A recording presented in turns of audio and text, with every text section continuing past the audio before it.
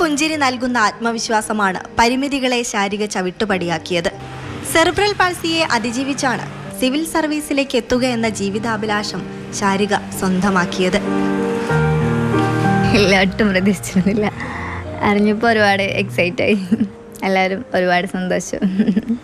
Mostly ഞാൻ രാത്രി പഠിക്കുന്ന ഒരു ശീലമുള്ള ഒരാളാണ്. അങ്ങനെ ഇത്ര മണിക്കൂറൊന്നുമില്ല, പക്ഷേ എനിക്ക് പറ്റുന്ന ടൈമിലൊക്കെ വായിക്കും. ഭിന്നശേഷിക്കാരായ കുട്ടികൾക്ക് സൗജന്യ IAS പരിശീലനം ലഭ്യമാക്കാൻ ഡോക്ടർ ജോബിൻ എസ് കൊട്ടാരം ആരംഭിച്ച ചിത്രശലഭം പദ്ധതിയാണ് ശാരികയുടെ സ്വപ്നത്തിന് ചിറകു നൽകിയത്.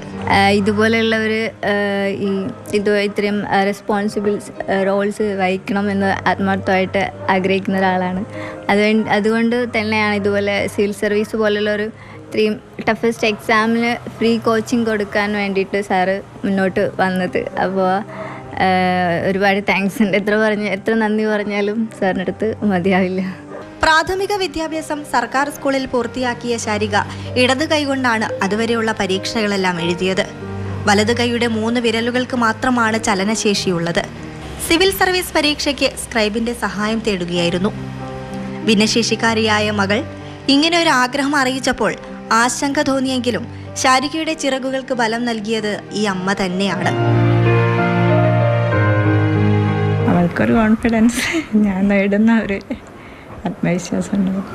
പഠിക്കാൻ ഒരു രാത്രി 1 മണി വരെയൊക്കെയാണ് ഇരിക്കുക. അപ്പോൾ കുറച്ച് സമയമൊക്കെ ഇരിക്കുന്നവരും എല്ലാം ഇങ്ങനെ ഇരിക്കുന്നവരോ അപ്പം പിന്നെ അവിടെ ഇരിക്കണ്ടെന്ന് പറയും. പിന്നെ കഴിഞ്ഞ് കഴിഞ്ഞാൽ വിളിക്കും. അപ്പോൾ നമ്മൾ എന്ത് പ്രതിസന്ധികളുണ്ടായാലും ഈ സമയവും കടന്നു പോകും എന്നുള്ളൊരു ഇതാണ്. ഉറപ്പായിട്ടും നമ്മൾ ആത്മാർത്ഥമായിട്ട് ആഗ്രഹിക്കുകയാണെങ്കിൽ അതിനുവേണ്ടി പ്രയത്നിക്കാൻ നമ്മൾ തയ്യാറാണെങ്കിൽ ഉറപ്പായിട്ടും അത് നമ്മൾ തേടിയെത്തും.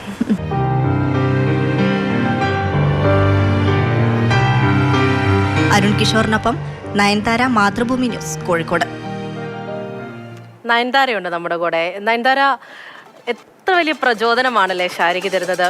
ചിലപ്പോൾ സ്കൂൾ വിദ്യാഭ്യാസം പോലും നിർത്തേണ്ട സാഹചര്യമുള്ള ഒരുപാട് പേർ നമുക്ക് ചുറ്റുമുണ്ട്. അവിടെയാണ് ശാരിക പൊരുതി മുന്നിലേക്ക് വന്ന് സിവിൽ സർവീസ് വിജയം നേടിയിരിക്കുന്നത്. നമുക്കെല്ലാവർക്കും അഭിമാനം നൽകുന്ന വലിയൊരു നേട്ടമാണ് ശാരിക കൈവരിച്ചിരിക്കുന്നത്. സെറിബ്രൽ പാൾസി എന്ന രോഗം ബാധിച്ച് ഇന്ത്യൻ സിവിൽ സർവീസിലേക്ക് കടക്കുന്ന ആദ്യത്തെ വ്യക്തിയായിരിക്കും ചിലപ്പം ശാരിക. കോഴിക്കോട് കൊയിലാണ്ടിക്കടുത്തുള്ള കീഴരൂർ സ്വദേശിയാണ് ശാരിക. ശശിയുടെയും രാഖിയുടെയും മകളാണ്. സഹോദരി +2 വിദ്യാർത്ഥിയായ ദേവികയാണ്. ഇവർ മാത്രമല്ല സുഹൃത്തുക്കളും. അതുപോലെ തന്നെ വേറെ ഒരാളെ കൂടെ സ്പെഷ്യലായിട്ട് പറയാനുണ്ട്, അതിലേക്ക് കടക്കാം. ഇവരുടെ എല്ലാവരുടെയും സപ്പോർട്ടോടു കൂടി തന്നെയാണ് ഈ ഒരു വലിയൊരു നേട്ടം കൈവരിക്കാൻ സാധിച്ചത്. ശാരികയുടെ ഇടത് കൈ മാത്രമാണ് ചലനശേഷിയുള്ളത്. ആ കൈവിരൽ കൊണ്ടാണ് പ്രാഥമിക വിദ്യാഭ്യാസ സമയത്ത് എക്സാമുകളെല്ലാം എഴുതിയത്. സിവിൽ സർവീസ് എക്സാമിൻ്റെ സമയത്ത് സ്ക്രൈബിൻ്റെ സഹായം തേടേണ്ടി വന്നു. കാരണം ശാരിക ഇതിൽ പറയുന്നുണ്ടല്ലോ, സ്പീഡിന് അല്പം കുറവുണ്ട്, അതിനാലാണ് സ്ക്രൈബിൻ്റെ സഹായം തേടിയതെന്ന്. ഈ ഒരു പരിമിതികളെല്ലാം അതിജീവിച്ചുകൊണ്ടാണ് വലിയൊരു നേട്ടം ശാരിക കരസ്ഥമാക്കിയത്. ഭിന്നശേഷിക്കാരായ വിദ്യാർത്ഥികൾക്ക് വേണ്ടി സൗജന്യ സിവിൽ സർവീസ് പരിശീലനം നൽകാൻ മോട്ടിവേഷണൽ സ്പീക്കറായ ഡോക്ടർ ജോബിൻ എസ് കൊട്ടാരം ഒരു പദ്ധതി ആവിഷ്കരിക്കുകയായിരുന്നു, ചിത്രശലഭം എന്ന പദ്ധതി. ഈ പദ്ധതിയെക്കുറിച്ച് ശാരിക ഡിഗ്രി സെക്കൻഡ് ഇയറിൽ പഠിക്കുന്ന സമയത്ത് അറിയുകയായിരുന്നു. അങ്ങനെ ഇവരെ സമീപിച്ച സമയത്ത് ഡിഗ്രി കഴിഞ്ഞതിന് ശേഷമാണ് പരിശീലനം നൽകുക എന്നറിഞ്ഞു. 1 വർഷം കാത്തുനിന്നു. അതിനുശേഷം പരിശീലനം തേടുകയാണ് ചെയ്തത്.